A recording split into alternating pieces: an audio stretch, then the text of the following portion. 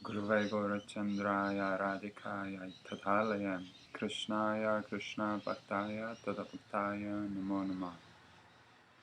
So today we're gonna discuss a very famous subject matter in a world of occult, in a world of spirituality, in a world of mystery. Of course, we're gonna speak about tarot cards and what they are, how they can be used, and yeah, where are they coming from? There's so many different opinions. Some say Egypt, some say Italy, some further draw it up to China. So what is the origin of tarot? To understand this very quickly, very easily, all one has to do really is to study all philosophies and see which one is the oldest. So out of all the world philosophies, very quickly we can realize the Vedic knowledge is the oldest. Vedic knowledge is not located to one place. It is a universal knowledge. It covers entire planetary systems and beyond, many planetary systems, many universes, all together. So as soon as we look in the Vedic world, we can quickly see, oh yes, something so magnificent as tarot cards are, must be some way or another related to the Vedic knowledge. So how can we see Vedic knowledge in it? First of all, perhaps, what is tarot? Maybe before we look what tarot cards are, and then we can see how it's connected to the Vedic knowledge. So tarot cards are 78 cards, right? Pack of cards, and so many different elements and symbols on it. But in general, you can break it down to five different parts. 5 parts, 5 elements. So we got the major arcana. This represents Akashic records. So Akash means in Vedic understanding sound in ether. So Akash is the space, like the space where activity goes on, and sound is the medium by which everything is created. Like all the matter ultimately breaks down to sound. So in this way, the 22 major arcana cards can be seen as ether or Akashic, like original seeds that everything is emanating from. And then you have another 4 elements, which are air, fire, water, earth. So we come back to this. First, let's look over the major arcana. So there's 22 major arcana cards. Many ways to see it, but in essence, to quickly understand what the story of tarot is, we can look in the major arcana cards. Like tarot 78 cards, we can see as a universe. And in that universe, the most mysterious card in tarot and the most mysterious thing in this universe is what? Is this card. This card in tarot is called the Fool, and it represents the soul. So why is soul called the Fool? If something so beautiful, so mysterious, why is it called Fool? It is called Fool because souls have no idea what are they doing in this material world. So they travel back and forth, endless cycles of material world and trying to figure out what is this world, what is it about, what's the purpose of their life, what's the short-term goals, long-term goals, and like why they are here. So in this way, soul is traveling. One is death card, means reincarnation, or death card in everyday changes. And then 2 other major cards that quickly unlock the tarot is the World card and the Judgment card. So the 21 and the 20.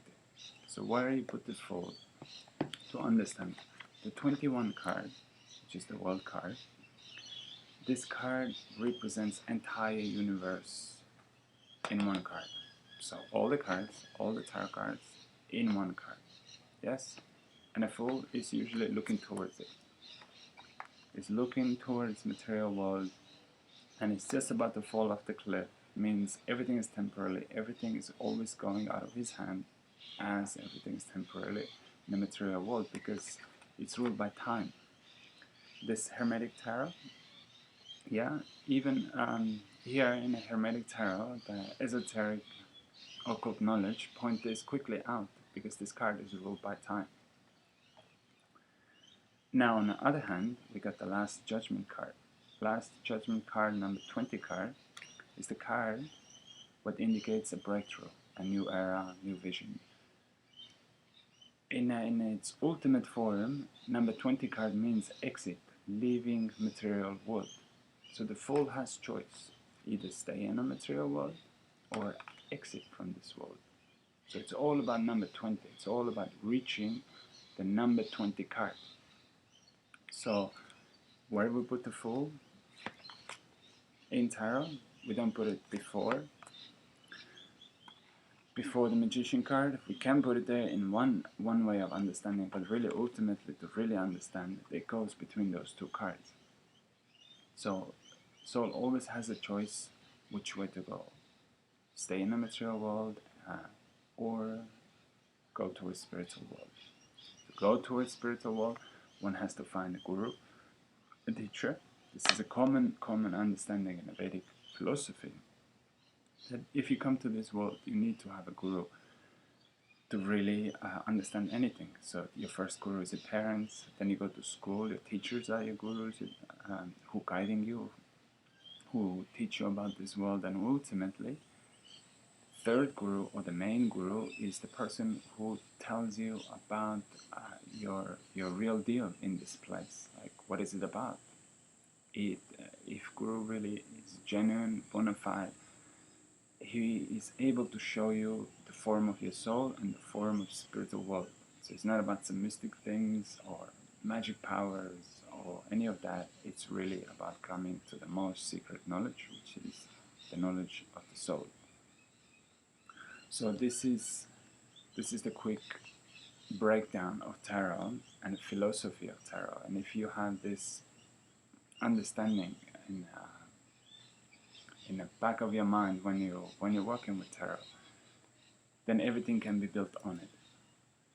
So the second aspect of tarot, which is now more popular in the occult world, is self-development, self-understanding, using tarot as a reflection and like a booster for your mind. So because the subconscious mind is based on images, and tarot is based on images. So in this way, one can kind of reflect the internal in the tarot cards. We come back to this as well. Now, another aspect of what is tarot used for, and it's more confidential, most of the readers have no clue about it, is that tarot is used for magic. Magic means bringing on some desire in external world using a ritual. So by using the cards, one can manifest anything they want in this material world. It is in the Vedic understanding is called Tantra. Tantra means by the power of emotion, you manifest something in this external plane. So it's either Black Tantra or the White Tantra. Black Tantra usually is oriented towards Kali and or the Mahadev Shiva, and the White Tantra it's more about Chaitanya Mahaprabhu. Chaitanya Mahaprabhu means by the power of your emotions, you moving towards the ultimate spiritual dimension. And it's using emotions as a trigger, genuine emotions as a trigger to progress in the spiritual plane.